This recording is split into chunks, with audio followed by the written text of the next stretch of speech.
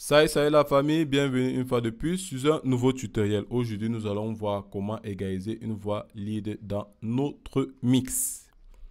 Avant de commencer ce tuto, si tu es nouveau sur la chaîne et que tu la découvres, je t'invite à télécharger les 3 plugins que j'ai mis à ta disposition gratuitement dans les descriptions. Comme je disais tantôt, nous allons voir comment égaliser notre voix lead dans un mix, les choses à faire et les choses à ne pas faire. Là, comme vous le constatez, j'ai déjà ouvert mon plugin de FL Studio Paramétrique EQ2. Cette technique est ici utilisée. Ces techniques doivent être utilisées dans tous les égaliseurs que vous pouvez trouver sur le marché. Première chose à faire, tout instrument dispose d'une plage de fréquence à respecter. Qu'est-ce que nous devions faire? Nous allons utiliser un coupe-bas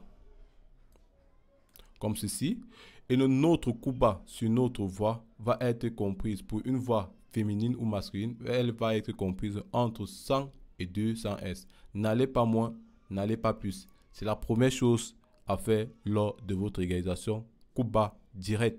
On ne perd pas le temps par rapport à cela. Deuxième chose à ne pas faire, ne pas booster les fréquences sur votre première égalisation. Vous risquez de faire quoi? De détériorer votre voix.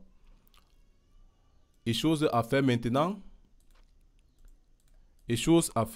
vous allez booster votre fréquence. Non seulement vous la boostez pour chercher les zones qui vous dérangent.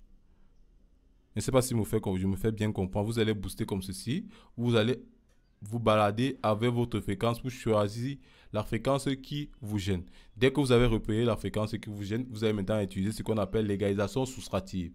Vous allez maintenant tout juste baisser cela de moins 3 dB. Donc si vous faites l'égalisation soustrative sur votre voix, allez à moins 3 dB. Dépasser 3 dB, ça veut dire que vous avez un problème sur votre voix. Lors de votre enregistrement, il faut refaire la prise. Pareil. Vous faites pareil. Si vous faites ceci, comme ceci, comme je suis en train de faire là, si vous boostez à chaque fréquence, vous constatez, ça veut dire que vous avez peut-être un mauvais micro. Généralement, lors de l'égalisation soustrative, on ne part pas à plus de 4 fréquences. Donc, on ne part pas, je ne sais pas si je peux dire sa fréquence, à plus de 4 EQ. Je ne sais pas si je peux le dire ainsi. Je ne sais pas si c'est faisable.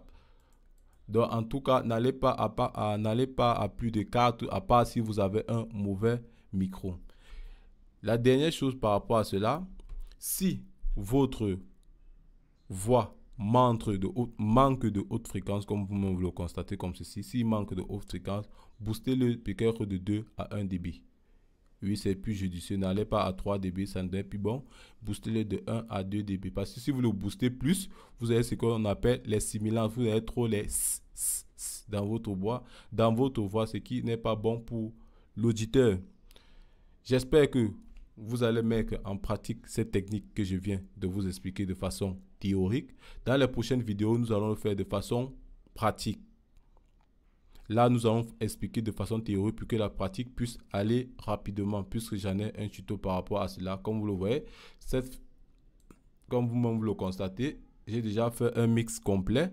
J'ai déjà ajouté les effets, mais je voulais d'abord vous expliquer de pas à pas comment j'y procède lors de mes égalisations. Si tu as aimé cette vidéo, je t'invite à t'abonner. Et si ce n'est pas le cas, dis-moi tes problèmes par rapport à cette vidéo dans les commentaires. J'y serai de répondre et j'y serai d'être plus clair. Et je t'invite vraiment à liker si tu as aimé, à partager comme d'hab, c'est gratuit. Et surtout, à activer la clé de notification pour ne rien rater les prochaines vidéos si tu as aimé la précédente. Je t'invite vraiment à activer la clé de notification pour ne rien rater. C'était Ata Studio, c'était hors tuto authentique. Je vous dis à la prochaine pour la nouvelle vidéo.